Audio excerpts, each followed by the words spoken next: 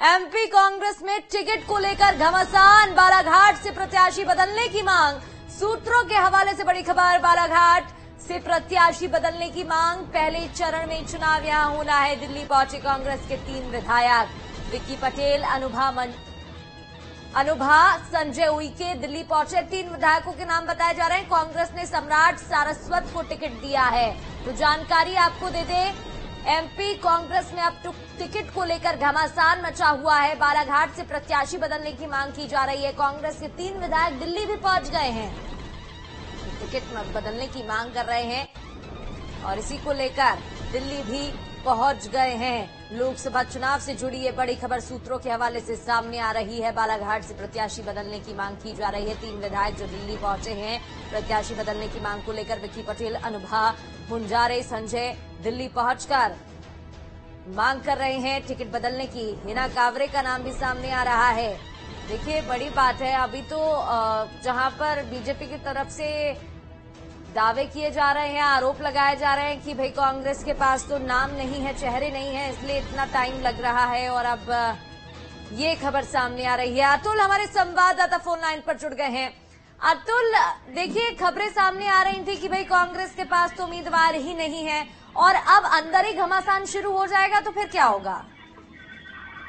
देखिए, बिल्कुल निश्चित होकर जिस तरह से बालाघाट को लेकर हम देख रहे हैं कि अंदर खाने से ये खबर है कि अंदर द्वंद जो है वो शुरू हो चुका है। सम्राट सारस्वत को लेकर जो टिकट कांग्रेस ने दिया है उसको लेकर स्थानीय जो नेता हैं वो विरोध करने के लिए दिल्ली तक पहुंच गए हैं और बालाघाट से प्रत्याशी बदलने की मांग भी कर रहे हैं। दिल्ली में 3 विधायक जो हैं वो पहुंचे हुए हैं। हमारे पास सूत्रों के हवाले से खबर है विक्की पटेल, अनुभव, मुंजे और संजय जो है ये दिल्ली दरबार में डेरा डाले हुए हैं और वहां से बालाघाट से जो प्रत्याशी है उसको बदलने की मांग कर रहे हैं। देखिए, जिस तरीके से तमाम जो नेता है उनका यही मानना है कि लंबे समय से उन्होंने पार्टी के लिए काम किया है और जनता के बीच में लंबे समय से वो बने हुए हैं।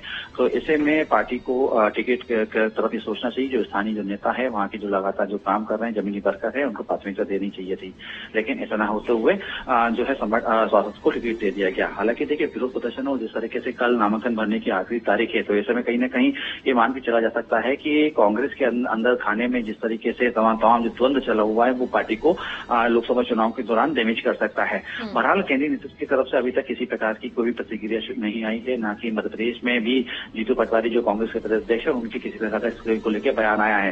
लेकिन कहीं न कहीं इस बात से हम स्पष्ट मान के चल सकते हैं कि जिस तरीके की स्थिति बालाघाट में बनी है, अगर जल्द से जल्द कंट्रोल नहीं किया गया तो आने वाले समय लोकसभा चुनाव के दौरान बालाघाट में कहीं न कहीं कांग्रेस की जो प्रत्याशी हैं उनको मुसीबत का सामना करना पड़ सकता है।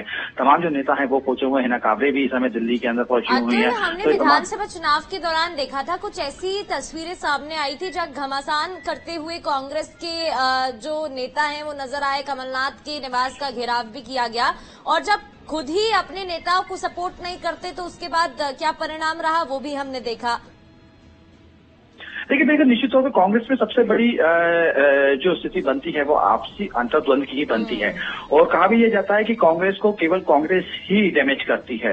तो ऐसे में हमने विधानसभा चुनाव में भी देखा था कि अलग अलग क्षेत्रों से जिस तरीके से प्रत्याशी के खिलाफ धरना प्रदर्शन करते हुए निकल दिखाई दिए थे। हालांकि इस समय अभी जब टिकट कांग्रेस ने डिक्लेयर किया है उसमें केवल बालाघाट से ही ये तस्वीर सामने निकल के आई है, लेकिन कहीं ना कहीं इस बात का ये संकेत दे रहे हैं कि अंदर खाने में जिस तरीके से पार्टी इस समय एक चुनौतीपूर्ण वातावरण से गुजर रही है। मध्य प्रदेश के अंदर जिस तरीके से माहौल हम देख रहे हैं, कांग्रेस से विपक्ष बना हुआ है, ऐसे में एकजुटता का संदेश न देते हुए आपसी खींचतान जिस तरीके से मची है वो कहीं न कहीं कांग्रेस के लिए भारी पड़ सकती है।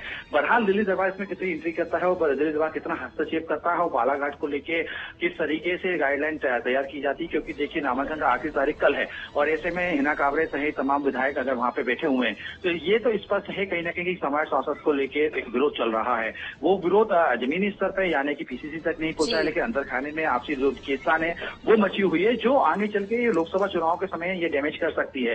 कितना कंट्रोल होगा, कितना ये तमाम जो नेता है वो कंट्रोल कितना होता है अतुल, ये तो वक्त ही बताएगा। फिलहाल बहुत बहुत शुक्रिया आपका।